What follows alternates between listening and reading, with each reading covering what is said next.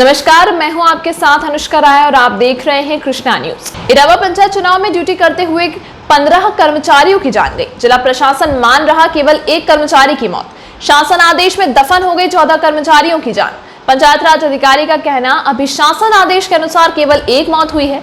अगर नया शासन आदेश आता है तो दोबारा अन्य 14 मृतक शिक्षकों की रिपोर्ट भेजी जाएगी, लेकिन फिलहाल नया शासन आदेश नहीं आया है। वहीं शिक्षक संघ एवं मृतक शिक्षक की पत्नी ने सरकार से अभी मृतकों को मुआवजा अतिशीघ्र देने की मांग की है। इटावा में पंचायत चुनाव के दौरान कोरोना से संक्रमित होने के चलते 15 शिक्षक एवं कर्मचारियों की चुनाव ड्यूटी के दौरान संक्रमित होने के चलते हुई मौत, लेकिन फिलहाल जिला प्रशासन केवल एक शिक्षक की मौत ही मान रहा है।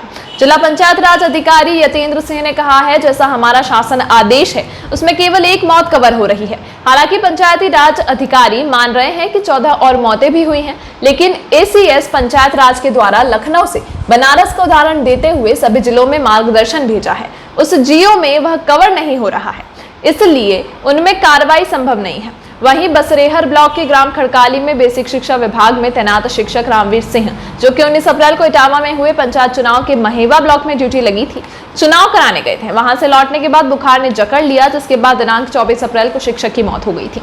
मौत से पहले कराए गए सिटी स्कैन में भी कोविड-19 के चलते मौत बताई गई है। ऐसे ही रामवीर सिंह की तरह शिक्षक संगठनों की माने तो बेसिक शिक्षा विभाग में 12 एवं माध्यमिक में 5 शिक्षकों की मौत हुई है। शिक्षक संगठन बेसिक शिक्षा विभाग में 12 और माध्यमिक में 5 शिक्षकों की मौत की बात कर रहा है। साथ ही इन सभी मृतकों को दिल्ली सरकार की तर्ज पर 1 करोड़ रुपए देने की मांग करते हुए शहीद का दर्जा देने की मांग कर रहा है। वहीं सपा जिलाध्यक्ष ने भी जल्द से जल्द जनपद के सभी मृतक कर्मचारियों को मुआवजा देने की मांग की है और कहा है कि सरकार कोविड पर नियंत्रण न करने को लेकर अपनी बदनामी के डर से आंकड़े छुपा रही है। जनपद की अगर बात करें, पंचायत चुनाव में कितने कर्मचारियों और शिक्षकों की मौत आपके सामने आता है? इटावा जनपद में मैं समझता हूँ कम से कम 15 शिक्षक चुनाव ड्यूटी के दौरान मौत के गाल में समाये हैं। और सबसे कष्टदायक बात यह है कि ऐसे में प्रशासन ने या शासन ने बिल्कुल अपनी संवेदनाएं शून्य कर दी हैं। जो लोग चुनाव ड्यूटी के दौरान जिनकी मृत्यु हो गई, उन्हें सरकार को मुआवजा देना चाहिए। यहाँ तक कि हाई कोर्ट को भी इस संबंध में दखल देना पड़ा, लेकिन उसके बाद भी ये लोग पता नहीं कौन सी बाजीगरी दिखाते हैं कि केवल मेरे ख्याल से एक शिक्षक को इन्होंने माना है इटावा जनपद में। जबकि हम आपको बताएं, ये बीएसए इटावा का लेटर है, इसमें खुद उन्होंने 8 लोगों की लिस्ट तो बीएसए ने दी है, जबकि 15 से कम लोगों की मृत्यु नहीं हुई है। 8 तो बीएसए मान रही है।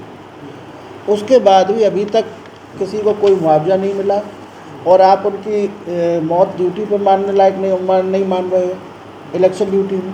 तो ऐसा नहीं होना चाहिए। कुछ तो संवेदनाएं होना चाहिए। आखिर जिन लोगों की मृत्यु हो गई है उनके परिवारीजनों को कुछ मुआवजा मिल जाए, कुछ ये संवेदनाएँ तो रहना चाहिए समाज में। क्या इनकी मंशा हो सकती है? क्यों आंकड़े छुपाए जा रहे हैं? देखिए, सरकार को लगातार सभी लोगों ने संस्थाओं ने रोका था कि ऐसे समय में जबकि कोविड चल रहा है, भीड़ इकट्ठी होगी, पंचायत चुनाव नहीं होने चाहिए, लेकिन इन लोगों ने किसी की नहीं मानी। तो जब पंचायत चुनाव हुए, पंचायत चुनाव के जरिए आप देखिए कोरोना घुस गया गाँवों तक और बड़ी संख्या में, ये तो केवल मैं बेसिक एजुकेशन के डिपार्टमेंट की बात कर रहा हूँ, बड़ी संख्या में कर्मचारियों की मौत भी हुई। अब वो उससे बदनामी होगी सरकार की, इसलिए वो आंकड़े छुपा रहे। आंकड़े छुपाने में तो माहिर हैं ही। अगर आप धरातल पर पता करें तो बहुत ज़्यादा स्थिति भयावह है, बहुत ख़राब स्थिति है। अच्छा, ये कैसे ये कह रहे हैं कि ऑन ड्यूटी जिसकी डेथ हुई है उसको ही मानेंगे? तो कोरोना से एकदम नहीं कोई आदमी मरता है, उसे 2 दिन 3 दिन 4 दिन तो लगते हैं। कोरोना से संक्रमित तो वहीं हुआ ड्यूटी के दौरान। जब संक्रमित हुआ वहाँ हुआ और उस बीमारी के कारण मृत्यु हुई है, तो आप क्यों नहीं मानेंगे भाई उससे? तो आपकी तरफ से, पार्टी की तरफ से क्या मांग रही, किस तरह इनको? हमारी पार्टी की तरफ से हमेशा मांग रही है कि इस तरह के मामलों में बहुत संवेदनशीलता बरती जानी चाहिए और वास्तव में जिनकी मृत्यु हुई है और जो संक्रमित हुए चुनाव ड्यूटी के दौरान या ट्रेनिंग के दौरान, तो उनको ड्यूटी के इलेक्शन ड्यूटी के कारण मृत्यु की कैटेगरी में लेते हुए उन्हें जो भी मुआवजा जो सरकार ने घोषित किया है वो उनके परिवारीजनों को मिलना चाहिए। जनपद की अगर बात की जाए, पंचायत चुनाव में जनपद में कितने कर्मचारियों शिक्षकों की मौत हुई है ड्यूटी पर? देखिए, हमारा जो शासनादेश है उसमें जो कवर हो रही है वो तो केवल एक मौत कवर हो रही है, जैसा हमारा शासनादेश है, और उसको हम जिलाधिकारी महोदया के थ्रू मतलब जा चुका है। जिलाधिकारी महोदया ने उसको ACS पंचायती राज ने जो सूचना मांगी थी भेजी जा चुकी है। वो मौत 14 और हुई हैं, पर लेकिन वो GO में कवर नहीं हो रही थी। जिलाधिकारी महोदय द्वारा उस समय कहा गया था कि हुई हैं, उनको हम मतलब मार्गदर्शन मांग लेते हैं, परंतु विभिन्न जिलों ने भी उस तरह की जो मौत हुई हैं, मृत्यु हुई, उनकी मतलब मार्गदर्शन मांगा था। तो एक मार्गदर्शन जैसे वाराणसी को कई जिलों के लिए मार्गदर्शन ACS सर के उस तरह से ही लिख के आया, क्योंकि ये GO में आच्छादित नहीं हो पा रही, इसीलिए इन पर कोई कार्रवाई संभव नहीं है। इसीलिए मतलब हमारे पास सूचना बिल्कुल है, तैयार है, और इसीलिए हमने उनको नहीं भेजा, क्योंकि जब ACS सर एक जनपद को मार्गदर्शन भेज चुके, उसकी कॉपी सभी जनपदों को उन्होंने कर दी, तो मतलब इस तरह का भेजना फिर उचित नहीं था वहाँ। तो मौत के आंकड़ों के बाद जिस तरह कर्मचारी शिक्षक संगठन हो या उन्होंने जो मतभेद उत्पन्न हुए थे, उसके बाद मुख्यमंत्री स्तर से जो दोबारा रिपोर्ट मांगी गई है, वो रिपोर्ट किस तरह बनी है, उसमें आपने क्या माना है? एक्चुअल में अब कोई इस तरह का नया शासनादेश, उस शासनादेश के बाद कोई हमारे इस तरह पर भी नहीं आया है। जैसे ही कोई शासनादेश आएगा तो हमारी सूचना हमारे पास तैयार रखी हुई है, और अगर वो शासनादेश में आच्छादित होंगे, कवर होंगे, तो हम तुरंत उसको भेज देंगे, क्योंकि सूचना हमारे पास पूरी तैयार है। अभी क्या माना जाए, एक की मौत हुई है 15? अभी तो शासनादेश के हिसाब से केवल एक ही उसमें आच्छादित हो रहा है, एक ही माना जा रहा है, बाकी लोग उसमें कवर नहीं हो रहे हैं। माननीय मुख्यमंत्री जी ने जैसा कहा है, शासनादेश आ जाएगा तो सूचनाएं हमारे पास संकलित हैं इस समय। शासनादेश आते ही वो तुरंत जिलाधिकारी महोदया के माध्यम से भेजा जाएगा, क्योंकि ऐसा मतलब जिलाधिकारी महोदया भी मतलब सहमत थी, पर लेकिन वो शासनादेश में कवर नहीं हो रहा है, इसीलिए उसको नहीं भेजा जा सका। फिलहाल 15 लोग तो चुनाव ड्यूटी में खत्म हो गए, मतलब चुनाव की ड्यूटी करते हुए संक्रमित हुए लोग, और उनकी डेथ बाद में हुई। तो परंतु जो शासनादेश का हमारा बिंदु जो भी 2-3 हैं, उनमें जो ड्यूटी जाते समय और लौटते समय जितना घर तक पहुंचने का समय, घर से चलते समय और घर तक पहुंचने का समय ही कवर है। तो इसीलिए जो मौतें हुई हैं या मृत्यु कोविड से हुई हैं चुनाव के दौरान संक्रमित होने से, वो आच्छादित नहीं की जा सकी, उनको नहीं भेजा जा सका। मैडम, आपके पति की कहाँ तैनाती थी, किस स्कूल में, और चुनाव के लिए जब गए थे तब कैसी तबीयत थी, क्या था? सर, इनकी ड्यूटी खड़कौली उच्च प्राथमिक विद्यालय खड़कौली में थी, और जब जे स्कूल गए, ड्यूटी गए हैं, चुनाव ड्यूटी, तब जे सही थे, एकदम स्वस्थ बढ़िया।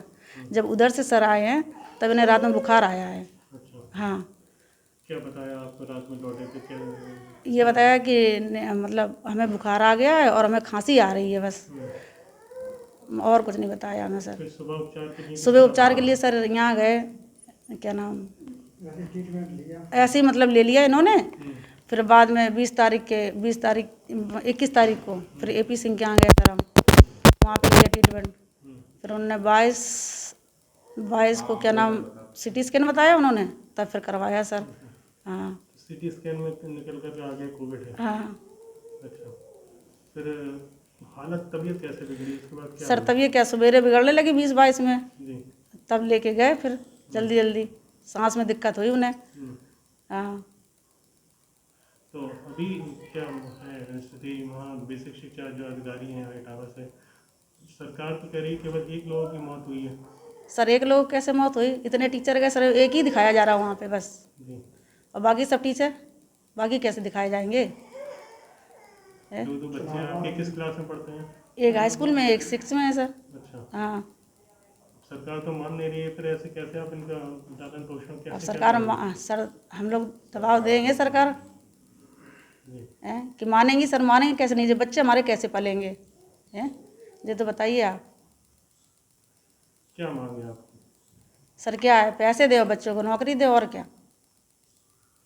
माना जाए कि पंचायत चुनाव की वजह से आपके पति चले गए। हाँ, और क्या, एकदम सही थे हमारे तो पति, हमने घर से तो सही भेजा।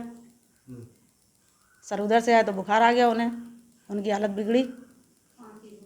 हाँ।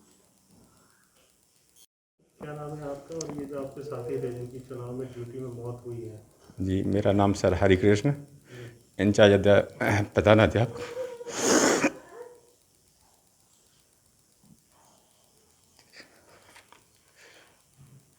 क्या चुनाव में ड्यूटी लगी थी, आपकी कहाँ लगी थी, इनकी कहाँ लगी थी, कैसे क्या हुआ? आप लोग ड्यूटी साथ साथ करने गए होंगे, हंसी खुशी गए होंगे, पूरी बात बताइए। यहाँ से जब मैं निकला था तो दोनों लोग साथ साथ निकले थे, और इनकी ड्यूटी महेबा में थी और और मेरी भरथना में थी। तो जब मैं यहाँ से निकला तो दोनों लोग साथ साथ निकले, ये महेबा के लिए चले गए, मैं भरथना के लिए चला गया। इसके बाद जो है इनकी ड्यूटी भरथना में जहाँ भी थी, जब मैं यहाँ घर से निकला तो कहने का मतलब बिल्कुल शुद्ध थे दोनों ही, मतलब वो तो बिल्कुल शुद्ध ही थे। और जब वहाँ से लौटे हैं डब्बा जमा करके तो उनको वहीं से बुखार चला आया, और सुबह जैसे ही आए तो उनको बुखार भी था, खांसी भी थी, और फिर उन्होंने दवा ली तो थोड़ा उसे महसूस हुआ कि जैसे आराम है। तो फिर डॉक्टर से दूसरा चेंज कर दिया उन्होंने। तो डॉक्टर ने कहा कि ऐसा है, जो आपके लक्षण कुछ दिखते हैं, तो मतलब उन्होंने अनुमान दिया कि कोरोना टाइप के हैं, तो इनको मतलब पहले आप CT स्कैन और करा लो, मैं तब ट्रीटमेंट सही से दूंगा। तो यानी कहने का मतलब वो ले ही नहीं पाया था CT स्कैन तब तक। उस रात में जो है यानी 23 और 24 की सुबह और मिलना था, 10 बजे जैसे दुकान खुलती तो CT स्कैन मिलता, तब डॉक्टर से ट्रीटमेंट देते। तब तक पहले ऐसा हो गया कि मतलब वो जो है एक्सपायर कर गए। हाँ, 7 बजे की सुबह एक टाइम, और सुबह जबकि बिल्कुल सही से थे, दवा खिलवाई 5 बजे, मैंने खुद यहाँ इसी जगह बैठ के दवा खाई उन्होंने 5 बजे। लेकिन सांस लेने में तकलीफ थी उनको, सांस लेने में तकलीफ थी, ये था। और कितने आपके जनपद के शिक्षकों की ऐसी मृत्यु हुई पंचायत चुनाव में? जनपद में तो सर यहाँ से अगर कहा जाए तो कम से कम इटावा डिस्ट्रिक्ट में तो सर करीब 15-16 हैं, लेकिन पूरे प्रदेश में 16 से 21 टीचर का मतलब मौत हुई है। यहाँ के वरिष्ठ जो अधिकारी हैं वो कह रहे हैं जनपद में केवल एक ही मौत हुई है। तो ये तो गलत कह रहे हैं सर, ये सरकार को बिल्कुल कहना ही नहीं चाहिए। हम लोग आगे से इलेक्शन जब भी होगा तो कराना ही नहीं जाऊँगा। नौकरी थोड़ी देर ले लेगी सरकार, ऐसे सरकारी नौकरी देने में कठिनाई होती है, लेने में बहुत दिक्कत होती है, सरलता होती है, लेकिन हम लोग आगे से ऐसा नहीं करेंगे। बच्चों का पूरा भविष्य आगे पड़ा हुआ है। बस बच्चे, ये कच्ची गृहस्थी है, ये कैसे पलेंगे, कैसे पढ़ेंगे आगे, और मतलब दिक्कत है इनको। तो सरकार को मतलब जो मुआवजा देना चाहती थी या देना चाहती है वो देना चाहिए, कहने का मतलब। अब पहले एक बार कहा कि मुआवजा देंगे, अब कह रहे कि जिस दिन मौत हुई है उसी ऑन स्पॉट। क्या इलेक्शन का कोई कर्मचारी कोई ऐसे थोड़ी बता कोरोना से कोई गोली लग जाएगी क्या, कि गोली लग गई और वो वहीं ठही मर जाएगा? अरे भाई, कोई आएगा आदमी अपना उपचार भी तो कराएगा। जब वो घर पे आएगा तो अपना बचत के लिए अच्छा जैसा अस्पताल उसे जैसे ही मिलेगा तो अपना अच्छे से अच्छा इलाज कराएगा पहले तो, और जब तक सही हो जाएगा तो ठीक है, नहीं तो मौत जो लिखी है तो मौत होनी, वो अलग बात है। लेकिन कोरोना से मौत हुई है इनकी जो है। सर, कोरोना पंचायत चुनाव के दौरान हमारे पास जो अभी तक सूचना आई है अध्यापकों से ही, ये कल तक 12 लोगों की आ चुकी है। कल अभी ही हाल ही में एक संजीव त्रिपाठी ताखा से हुए हैं, परसों एक्सपायर। इस प्रकार 12 हमारे बेसिक शिक्षा से हैं, 5 माध्यमिक शिक्षा से हैं, ऐसे 17 लोग अध्यापक हैं जनपद से। अन्य विभागों से जैसे ग्राम विकास अधिकारी एक हमारे विशाल श्रीवास्तव थे, एक सिंचाई विभाग से कर्मचारी थे, लगभग मुझे लग रहा है 5-6 कर्मचारी अन्य विभागों से भी हैं। शासन ने जो पहले गाइडलाइन भेजी थी उसके अनुसार तो हमारे यहाँ से कई विभागाध्यक्षों ने ऐसे हताहत कर्मचारियों की सूचना शून्य भेजी थी, जो निहायती अमानवीय है। शासन ने कुछ अपनी गाइडलाइन चेंज की हैं, तो उसके अनुसार 17 अध्यापक इस समय हताहत हुए हैं। और इसमें हमारे संगठनों की सभी की मांग है कि दिल्ली सरकार की तरफ पर, और हाई कोर्ट माननीय उच्च न्यायालय ने भी कहा है कि कम से कम इन्हें अनुग्रह राशि 1 करोड़ रुपए दी जाए। एवं इनके परिजनों को, कई ऐसे अध्यापक हैं हमारे साथ के ही जिनके परिवार में 3-3, 4-4 लोग की मृत्यु हुई है कोरोना के कारण, तो उन्हें एक परिवारीजन को उनके समकक्ष पद पर बहुत जल्दी से जल्दी जितना शीघ्र हो तो शायद उनके दुखों को थोड़ा कम किया जा सकता है। और ऐसे अध्यापकों कर्मचारियों को, क्योंकि ये राष्ट्रीय कार्यक्रम था, एक शहीद का दर्जा देना चाहिए, ये मेरी मांग है। क्या शासन से ऐसा कोई अभी तक आदेश आ पाया है? क्योंकि पहले ये प्रक्रिया रही है कि 24 घंटे के अंदर जिसकी मौत होगी उसको उस श्रेणी को संभाल दिया जाएगा, लेकिन अभी तक नया कोई आदेश चुनाव आयोग का कितना अमानवीय आदेश था वो। क्या कोई बीमारी मुझे होती है तो मतलब एकदम ऑन स्पॉट हम ख़त्म हो जाते हैं वहाँ, उसके लक्षण होंगे, उसका टेस्ट। कई तो ऐसे कर्मचारी और शिक्षक हैं जिनकी किसी प्रकार की टेस्टिंग नहीं हो पाई, रात को उनकी तबीयत खराब हुई, सुबह एक्सपायर हो गए हैं। तो ऐसे नियमों को सरकार को, मुझे लगता है माननीय मुख्यमंत्री जी को, मंत्री जी को चेंज करना चाहिए। अगर यदि इस बीच कोरोना से संक्रमित हुए हैं, सारे टीचरों की रिपोर्ट हैं, कुछ लोगों के रिपोर्ट्स भी नहीं है, उन्हें भी इसमें शामिल करना है मानवीयता के आधार पर, और उन्हें सेवा जो भी अनुग्रह राशि है और परिजनों को नौकरी इससे वंचित नहीं रखना चाहिए। नहीं, अगर हम लोगों के पास ऐसी सूचना आई है कि एक ही मान रहे हैं तो मैं आदरणीय पंचायती राज अधिकारी जी से मिलूँगा और उनसे अपनी बात रखूँगा। ऐसा किसी की कीमत पे नहीं हो। आज हम लोगों ने कई MLC से अभी बात हुई है, जस्ट मैं वहीं से आया हूँ अभी मतलब फ़ोन के द्वारा सभी से। तो विधान परिषद में भी यदि ऐसा सरकार ने, शासन ने या अधिकारियों ने किया कहीं भी, तो उसमें हम पीछे नहीं हटेंगे। कर्मचारियों के हितों के लिए हर स्तर पर जाएंगे, लड़ेंगे।